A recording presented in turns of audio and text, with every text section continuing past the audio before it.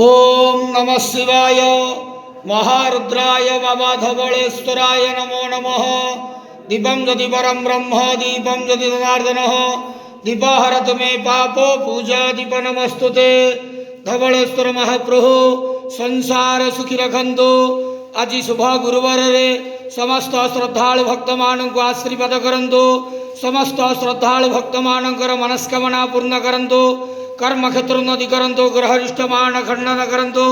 जगतर मंगल करंतु। विश्वर कल्याण करंतु। आपणकर नाम प्रकाश करंतु। सेवकर डाक श्रवण करंतु। समस्त गुआवसा भक्त मानकर मनस्कामना पूर्ण करंतु। बाबा धवलेश्वराय नमो नमः।